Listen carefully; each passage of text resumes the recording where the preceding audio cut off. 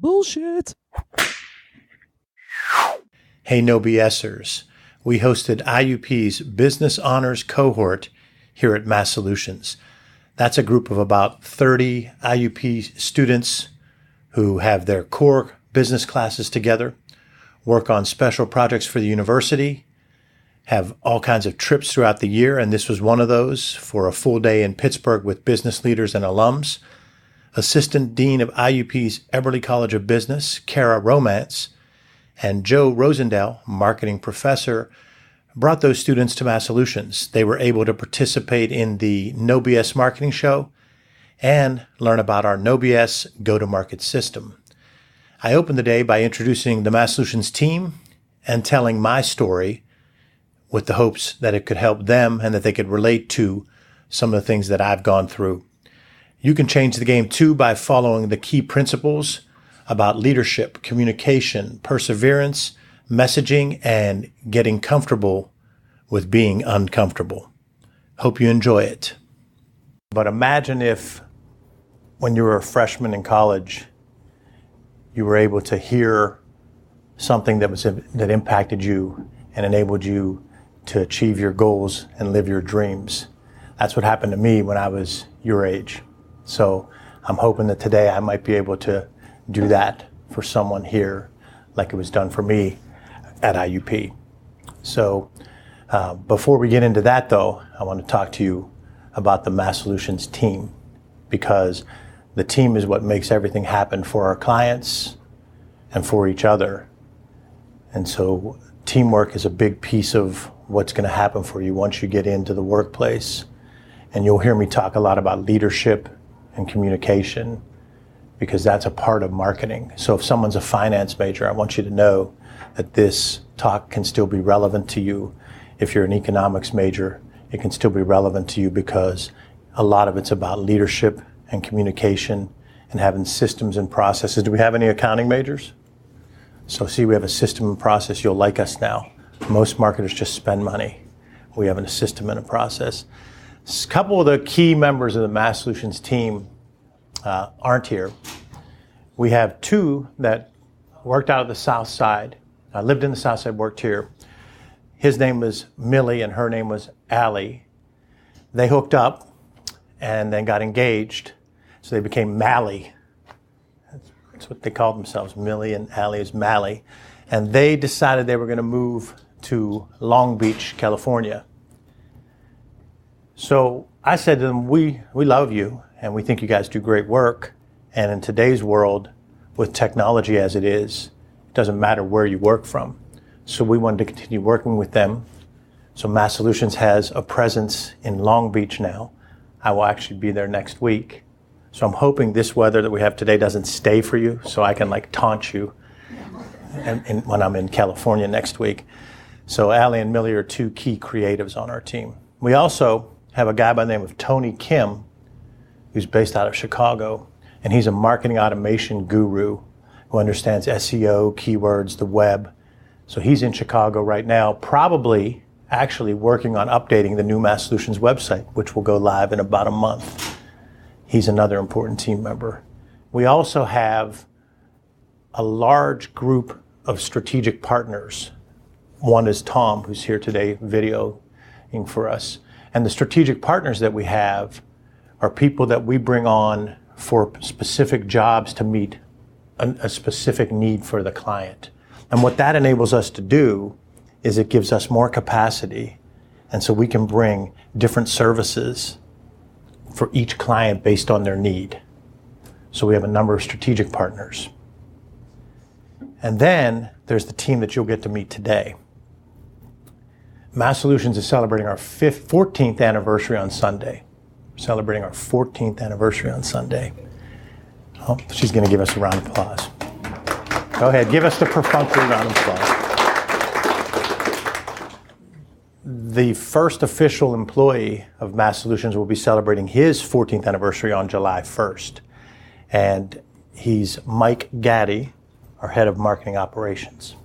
So Mike, as I told you, is from Indiana, PA, but he went to Duquesne University. So he is the guy that makes things happen driving all the projects, driving the budgets, the finance, and basically all of our operations. I knew that marketers have a bad name in corporate America because they're known for spending money and not getting things done. So I made sure the first hire was someone that was going to drive us to get things done, and that's Mike.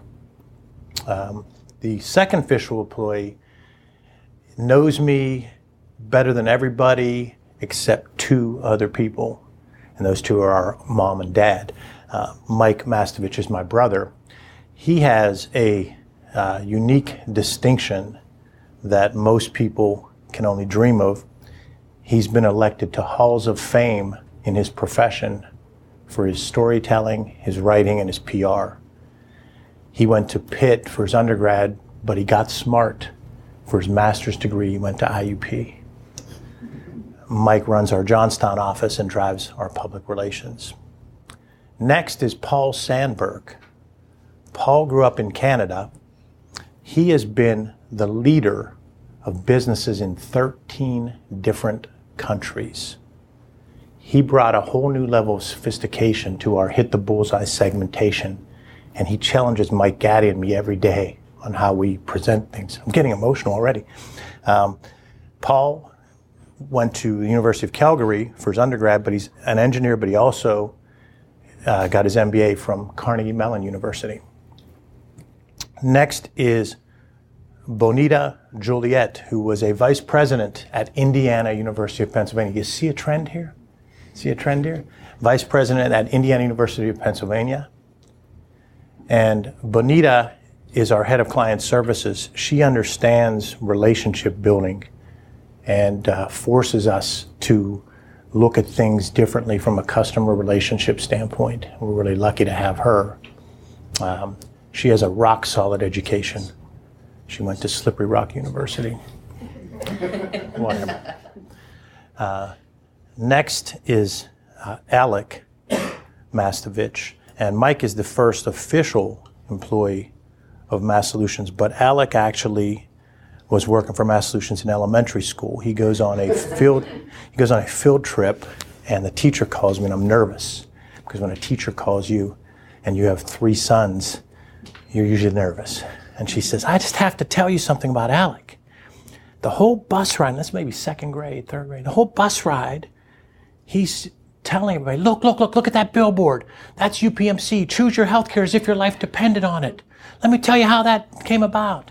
And he was explaining the logo and the slogan because I had done that at UPMC. So marketing is in his blood. And then we have Annie Spiwak. She's our new content marketing specialist. When we decided we wanted to hire a content marketing specialist, we built the job description in a certain way, and we had 544 applicants. Now this is relevant to you. You're years away from actually going to do your job search, but you're going to be looking for jobs and internships. So we had 544 people apply, and we spent hours getting that down to 20 that we thought fit.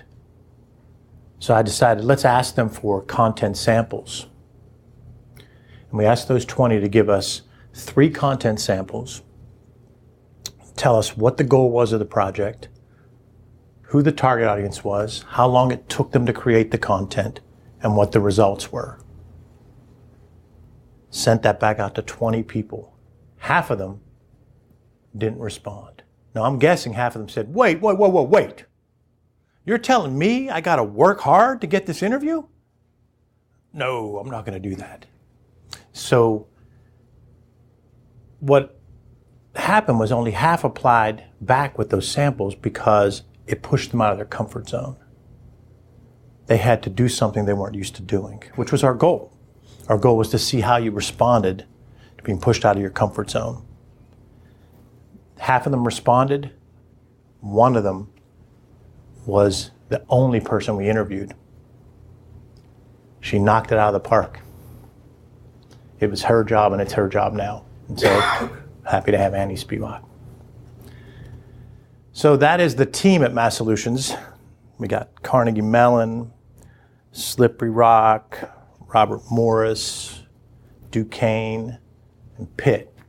Then there's the leader of the team, and he went to Indiana University of Pennsylvania.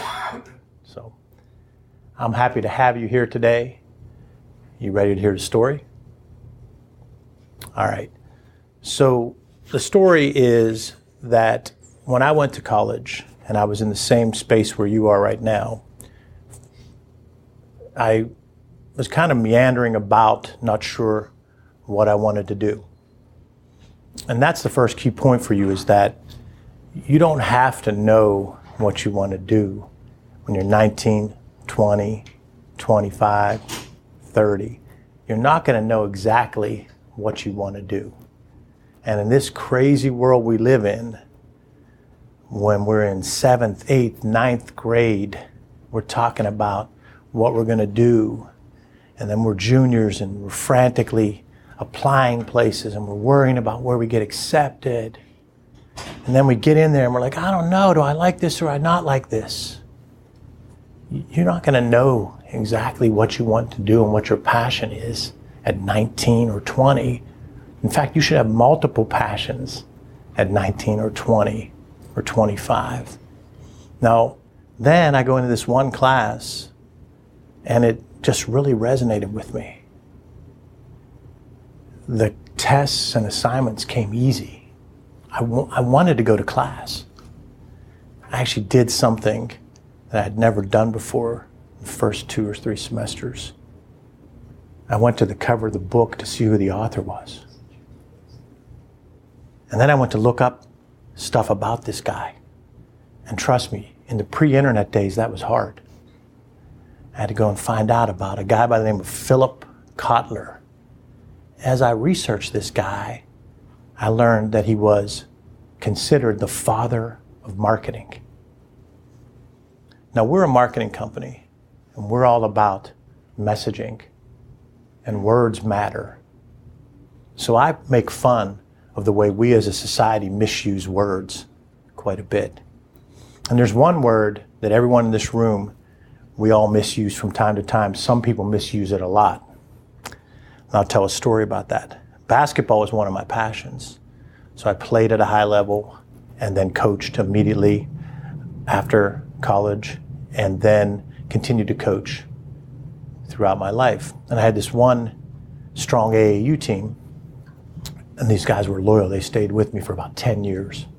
The one kid, not a kid, a young man, said to me, "Coach, I'd literally go through a brick wall for you." I paused and I said, "No, you literally wouldn't, because you literally misused the word literally." I didn't say that, that would be a jerk. But at the time I took the compliment, but I was chuckling and said, I'm going to use this as a story. So literally is literally misused quite a bit. In this instance, I can use it correctly. Philip Kotler literally wrote the book on marketing. The first Principles of Marketing book was done by Philip Kotler. So imagine that, this guy that's resonating with me the first time I go to a class, and I'm actually going to every class, and I'm excited and actually looking up who is in the book. This guy happens to be the father of marketing. He's considered the father of marketing. He literally wrote the first Principles of Marketing book. He pushed to get marketing to be a major in universities. It enabled me to get excited about something and try my passion. I had already done some other things I was passionate about, but now I said, I'm going to apply what I'm learning from Philip Kotler. So I started a DJing business, and I started applying what he talked about with target markets. So the first target market was easy. I was going to do college parties. That was easy. I got that. I mean, that's me. That's my group. I can do that. But then I had to go out and do weddings. Whoa. You talk about target markets. Now I've got like 4 or 5 generations. I got to please grandma. I got to please the teenagers. I got to please the bride, the mother of the bride. So it's target markets. Then you're doing reunions, you're doing bars, nightclubs. So something you are passionate about now that you try and you do will apply to other parts of your life. Then I got a job working in radio because I was already DJing. I got a job working at various radio stations and a couple TV stations. Then my brother and I started writing for newspapers. First, we did our passion. We covered sports, but we also did news. We did features. But each time I was doing these part-time gigs, I was realizing that the principles that Philip Kotler taught that I loved and were passionate about weren't being used. People weren't really understanding what marketing was. It gets worse. In my senior year, I start applying for jobs. And these jobs have marketing in the title. But as I go into the interviews, I find out they're really more sales jobs or customer service. Maybe at best a little bit of promotions. Now here I am, about your age, a couple years older, thinking, wait a minute, what's going on? Why are all these people claiming they're doing marketing? They're not doing marketing. I know the father of marketing. And I've applied all his stuff and it's worked for me with my businesses and when I've written and when I produced content, did bits for the morning shows that I worked for and so forth, created promotions. People didn't understand marketing. So at that point, I took a chance and saw that as an opportunity. And that's another major thing for you to think of as you go through today with my team. All of these things are opportunities. I could have sat back and just bitched and moaned that people didn't know what marketing was. But I said, I'm going to make my definition. Now imagine that. Imagine that. I was probably 22, 23 years old. And I said, to hell with it. I'm creating my definition of marketing. And here's what it is. It's clearly define who you want to reach and influence. Clearly define your target audiences. Find out what they want by actually asking them. Then take that information and come back and tweak your products or services so you can give it to them when and where they want it at a price they're willing to pay. Then tell them about it again and again. But guess what? Most people on this earth think that that last little smidgen, tell them about it again and again, is marketing. I saw it as an opportunity.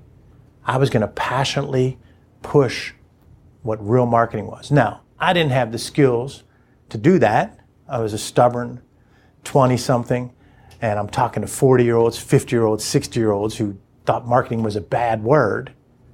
But I took it as a chance and took it as an opportunity.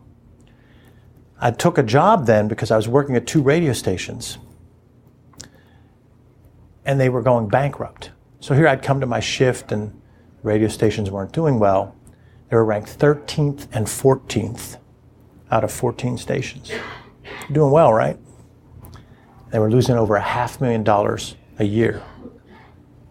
No one would take the top job to run the stations. They couldn't find anybody because the stations had a reputation of corruptness.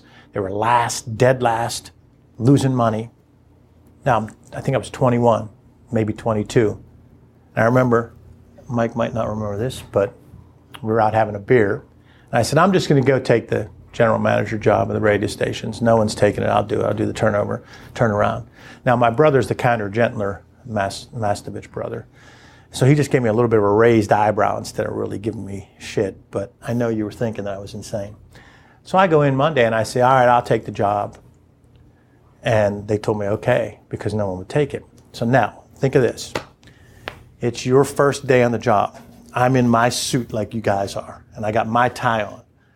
And I'm in front of a group about as big as you guys. It's all the employees. And I came in, and I was all excited. Now, imagine, I'm still living at home with my parents. So I was practicing my big speech. My mom's looking over, my dad, I'm practicing it out loud. If you don't do that, do that. You have to practice your speeches out loud, even if your roommate thinks you're crazy. I come into my first big meeting, group like this, in my suit. And I said, what we're going to do, we're going to change. And we're going to come up with new ways to do things. And I feel this drip. And I feel another drip. I look up, and the roof's leaking. So that was my first day on the job. We were so bankrupt and so in trouble financially that the actual roof of the radio station was leaking. And what we had to do was we had to do some real marketing real fast because we had to change the announcers. We had to change ways to get more listeners. We had to change this financial situation. We had to stop the bleeding. And we had to be able to increase the ratings. How did I do that? Well, first of all, I had a great team because I was able to identify talented people. But I tried what I was taught at IUP and by Philip Kotler. I just tried what I either learned at school or what was instinctually a part of me. And this is the point for you. There's a cliche that knowledge is power, and that's not true. Knowledge is potential power. Knowledge is potential power. The power comes from building a plan with specific goals and timelines and applying that knowledge. And that's what you need to do. When we hired Annie, the reason she kicks ass is because she applies knowledge and she takes chances. She didn't just come in and go, I got my degree, I don't know what to do next. When I met Mike Gaddy, it was the same thing. Young kid right out of school.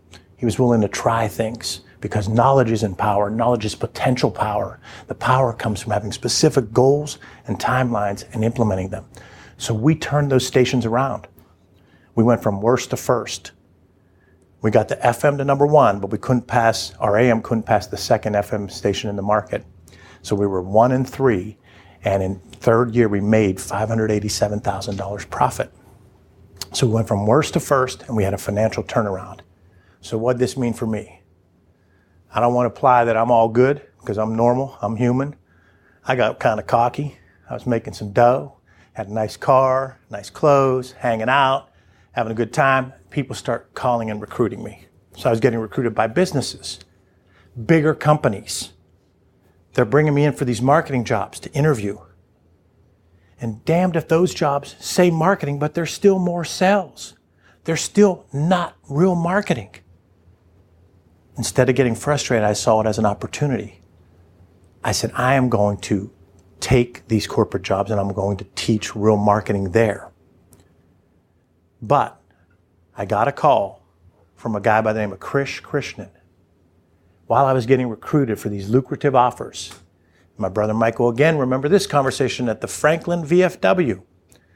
I had an offer from Katz School of Business scholarship. I had an offer from Duquesne Law. I had an offer from Rockwell International. And I had an offer from Boeing. John Murtha was the congressman of Johnstown, so there was connections with defense companies, and people from Johnstown could get these high-profile jobs. And I took Krish Krishnan's offer because I believed in him. He was what Kara and Joe are to me. He was probably Joe's age when I was in my junior or senior year when he started. Made a big impact on me. He sold me on coming back to IUP, working for the Small Business Institute, writing and research, got to work with Abbas Ali on a book, and that changed my perspective to a global perspective, which Paul will tell you an MBA does. But most importantly, I worked with the Small Business Institute on healthcare issues. And when, at that time, this is another thing, you have to seize an opportunity.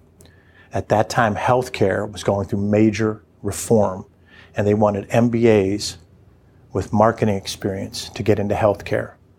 And going back for that MBA and going with my gut, when my brother again gave me the raised eyebrow at the Franklin VFW, I went with my gut. I don't want to imply he's not supportive. He's the greatest brother in the world. But that gave me the opportunity to get into healthcare. And healthcare was a mess. Still is, but it was. You were able to apply the same things of real marketing, leadership and communication to healthcare. And we turned around hospital after hospital after hospital. I was brought in to turn around hospitals. So then I get the call. I get the call from the biggest, baddest healthcare system. The top guy at the biggest, baddest healthcare system in the region, and I would argue one of the top 5 in the world. And he says, you and I need to meet. I said, all right. So we go to dinner, drinks, and he says to me, he looks across the table, I still remember, and he says, you know you want the best marketing job in the region. What's it going to take? And I went through some things that I thought, because I knew they had 20 hospitals that needed marketing. I knew they were starting a health insurance plan. And he goes, you got that. And then he says, I asked him, I said, what's going on in the South Side? I see you've got all kinds of construction going on, but I haven't been able to read anything in the media. He says, we're building a sports complex for our physical therapy. I want to eventually get the Steelers and Pitt to be there. I leaned forward and I said, well, you'll get Pitt. You're part of Pitt. You'll get Pitt. How are you going to get the Steelers? And he goes, let me worry about that. You in or not? I said, I'm in. He says, did a shot. So I had my dream job, right? Dream job. I had millions of dollars for branding. I had a team of so many people on the sales side, marketing side, communication side. It's the pinnacle of marketing in this region. Now, I don't tell you that to brag. I tell you that because even though that was my dream job, it was the most difficult job, the most stressful job. I would be driving to work from the South Hills and hit the tunnel, and I would feel a pit in my stomach. I'd feel like I was going to throw up. I would hit the elevator button, and I would get butterflies. And they weren't the good kind of butterflies like you get before whatever it is you do that you compete in. For me, that was basketball or football or baseball, and before a game, I'd get a little bit of butterflies. That's a good butterfly. This wasn't a good butterfly. Now imagine that. That's every day of the dream job. But the takeaway for all of you is growth and comfort aren't compatible. Growth and comfort don't get along. For you to achieve personal and professional growth, you have to get comfortable with being uncomfortable. My dream job was completely uncomfortable. But the key point is growth and comfort aren't compatible. For you to achieve personal and professional growth, you need to be willing to move out of your comfort zone.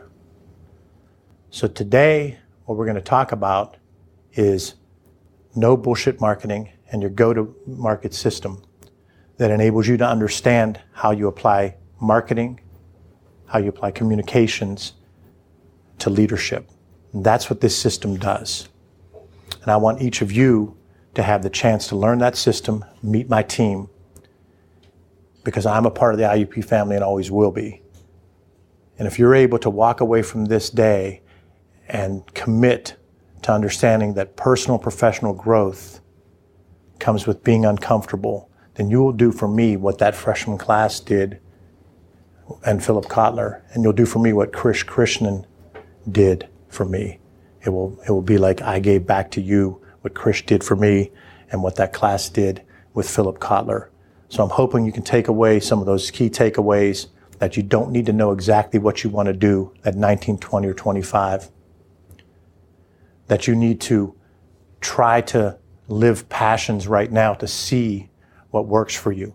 2 kids that wrote sports and wrote comic books when we were 10 ended up working in a profession of driving, messaging, and storytelling. That all matters. Build your resume. The third point, Annie applied for the job. Annie gave us the specifics. Annie kicked ass at the interview. Half the people quit when it got hard. They weren't willing to be uncomfortable. They weren't willing to get out of their comfort zone. Had the dream job, was driving to work every day and had a pit in my stomach because I was willing to be comfortable with being uncomfortable. And that's what led to ongoing personal and professional growth. The status quo sucks. Being comfortable is overrated. Growth is what it's all about. Hope you enjoyed this special episode of the No BS Marketing Show, featuring a talk to Indiana University of Pennsylvania's Business Honors Cohort here at Mass Solutions. Remember, ask yourself, what's the big idea? And build your story around the answer. It's all about bold solutions, no BS.